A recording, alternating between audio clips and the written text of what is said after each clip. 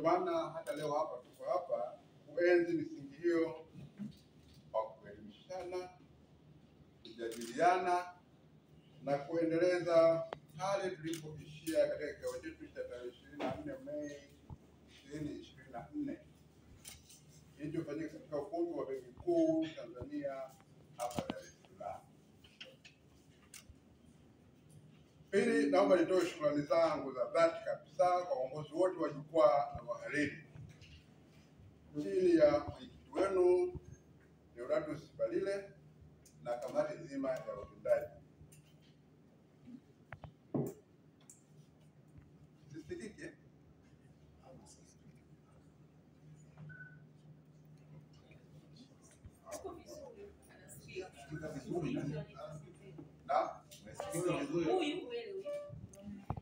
Na kamati nzima ya utendaji. Niwapongeze wahariri walioshiriki katika mkutano wenu uliofanyika mjini Songea mkoani Ruvuma mwezi Aprili mwaka huu wa kuendelea kuonesha imani kwa mwenyekiti wenu pamoja na wajumbe wale waliorudi. Nadhani wengi wamerudi. Hongereni sana. Sasa imani hii ni deni kubwa kwa wao wote ambao wamepewa tena hiyo miezi mingapi tena? Minne tena. Bora kwa minne tena, nadhani wajumbe wenzenu wamewaamini na kwamba wanahabari wote watapenda kukumbuka kwamba mlifanya juhudi ya kuvusha TEF kutoka hapo ilipokuwa na kufanya kwa chombo muhimu kinachotegemewa kuchangia maendeleo ya nchi yetu, hasa swala la uadilifu wa viongozi wa umma.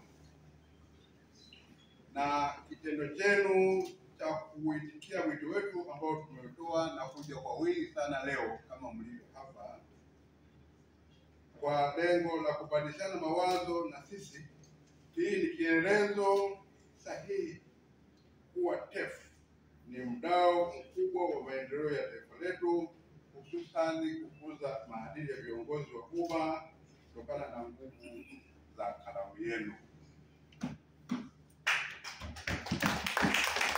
Ndugu wahariri, juhudi zenu katika ukuzaji wa maadili ya viongozi wa umma nchini zinaonekana wazi kwa jinsi mnavyotumia kalamu zenu kuelimisha, kuhabarisha, kuburudisha na kukosoa jamii kuhusu dhana ya uadilifu na uwajibikaji kwa viongozi wa umma. Kazi zenu zinasaidia sana kutupa vyanzo vya taarifa zetu za kufanyia kazi. Niwapongeze pia kwa kazi yenu nzuri mnayoifanya. Kazi mnayoifanya ni kazi inayohitaji weledi katika mambo mbalimbali, hususan katika kukuza maadili kwa kuchapisha habari zenye ukweli zikiwemo za uadilifu wa viongozi wa umma, uwajibikaji na wakati mwingine kukosoa baadhi ya mienendo isiyofaa ya baadhi ya viongozi wa umma. Kazi hii mnaifanya kwa uwezo mkubwa na uzalendo wa hali ya juu. Kwa shughuli yote hiyo ninawapongezeni sana. Rai yangu kwenu ni kuwa endeleeni kutoa habari zinazohusu mienendo ya viongozi wa umma ili wale wenye mwenendo usiofaa waweze kupata nafasi ya kujirekebisha au kuonywa na mamlaka zinazohusika. Nafahamu kuwa vyombo vya habari vinaweza kutumia njia mbalimbali kufikisha ujumbe kwa wananchi kuhusu hali ya uadilifu na uwajibikaji kwa viongozi wa umma nchini.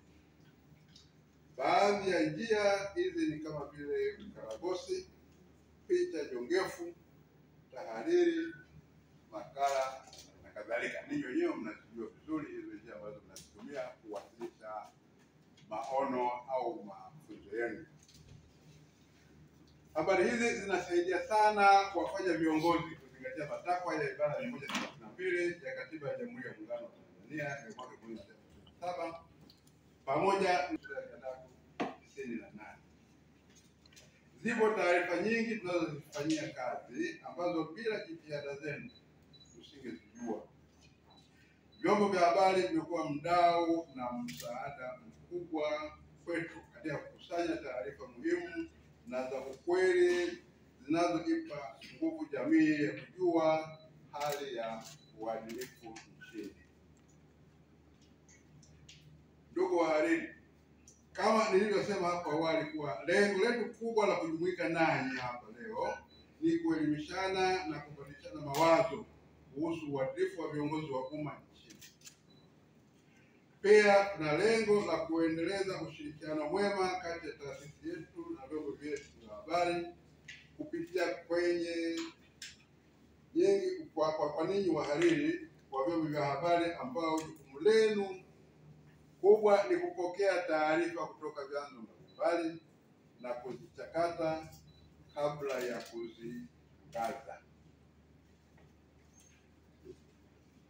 Majukumu ya taasisi yetu ya Sekretarieti ya Habari ya Viongozi wa Umma, kama ambavyo niliwahi kuwatamkia huko nyuma, ni pamoja na moja, ni kupokea malalamiko ya ukiukwaji wa maadili, kupokea matamko ya rasilimali, maslahi na madeni ya viongozi, kufanya uchunguzi wa taarifa ambazo tumezipata za malalamiko ya wananchi dhidi ya viongozi, kutoa elimu ya maadili, kufanya uhakiki wa yale matamko ya mali na madeni ambayo viongozi kutoa ushauri katika mambo ya uadilifu na kubuni mikakati ya ukuzaji wa maadili